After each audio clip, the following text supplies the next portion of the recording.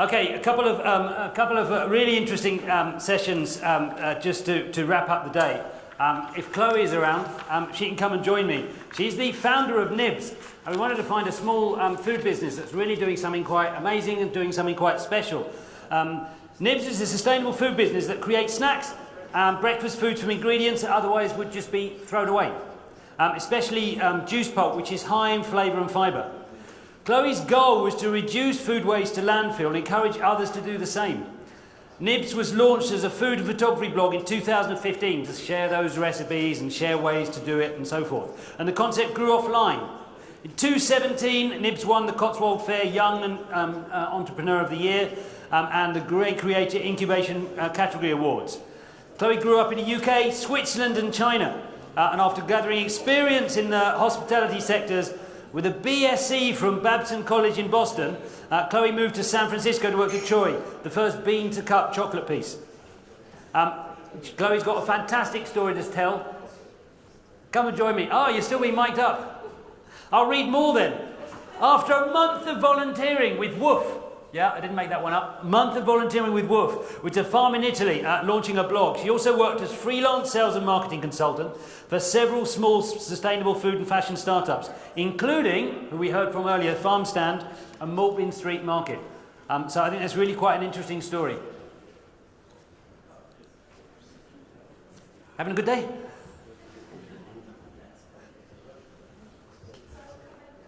That's cool. The floor is yours. Thank you. Cool. Do I just click on right? Bingo. That's me on the right, in case that wasn't obvious. So you've already heard a little bit about the story. Oh, great, we're working. So Nibs, etc. makes delicious food out of ingredients that would otherwise be thrown away, specifically juice pulp. I'll explain why later. To reduce food waste to landfill and encourage others to do the same.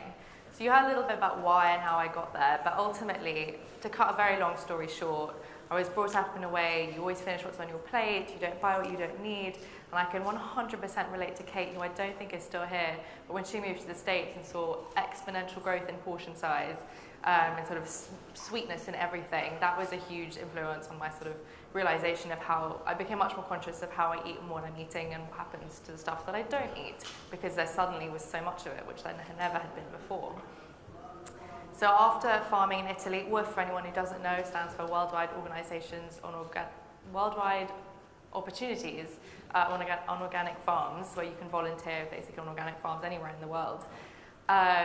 So that was another prime example of going back to the roots, because in Italy, much like Tom touched upon earlier from Chopped, this is not a new concept, using waste, using odds and ends, using leftovers. It's something our ancestors have done since the beginning of time. So juice pulp became sort of a prime example of an ingredient that we had lost respect for. It's part of an ingredient that we've lost respect for. I'll open a bag of juice pulp, and there's whole pieces of carrot and spinach left over from juicing, which is full of nutritional value and really shouldn't be a waste ingredient. So after starting a blog about upcycling leftovers, I befriended a juicer in London and thought that the pulp that was being left over would be sort of great content for the blog, for developing recipes. And I was quickly then asked to do some events, cater, and partner with various sort of other companies and startups in London. And the demand for that was clearly there, and people wanted to learn more about it and were excited to learn more about what waste was and what leftovers could be turned into. And so hence the idea to develop some juice pulp products was born. And juice pulp is full of fibre, it's full of flavour, it adds really interesting texture to cakes and bakes. And so while I developed sort of sweet and savoury recipes, I focused on sweet because not only do I have a really good sweet tooth, it sort of was a really growing, healthy sweet snacks was obviously a growing point in the market. So juice pulp normally ends up in landfill, which obviously isn't great for the environment, produces methane, and while that's a sort of small part of the greater issue of food waste, it is still a way to educate and make something interesting out of a waste ingredient. When we make a juice, many of you might, include juices in your product offering. notice we waste sort of a quarter to a third of the fruit and veg that we buy. Now imagine what that translates to in financial equivalents, which is kind of huge if you're doing some juicing on a large scale. So I collect the juice pulp from juice bars around London to reduce their food waste costs, and in turn give me a great ingredient to work with. I then mix it with locally sourced organic ingredients wherever possible and turn it into juice pulp crackers. Now I will have samples at the end of this, so you can probably find me outside after we wrap up in here in case you are interested to try any of these. I brought with you two of the ambient products I developed, juice pulp crackers and juice pulp granola. So the reason why I focused on snacks again was because it's a hugely growing sort of point in the industry. They're products that people are familiar with, so in terms of educating people about, the concept of upcycling a leftover or, redefining waste is made more accessible because it's something that people are familiar with. There's about 30 to 50% juice pulp in each product. So again, if you scale that, that's a huge amount of waste saved from landfill. And another reason why I decided to focus on retail rather than doing the other catering and food service, food service catering that I was also doing. So last year was really exciting. After sort of a year and a half of various developments and opportunities that I was sort of taking all on board, again, I decided to focus on retail because it's easy to scale that way with a product like this and make more of a difference in terms of education about food waste, but also to save more waste from landfill. So as mentioned earlier, I was nominated for 3 awards and won 2. One of which was the Young Entrepreneur of the Year Award for Cotswold Fair and the We Work Creator Award in the Incubate category, both of which have given me a huge network and some funding, which was really exciting. I also then started at Borough Market in November, which, as far as brand associations go for either produce or food startups, is pretty huge for a new sort of London-based food startup.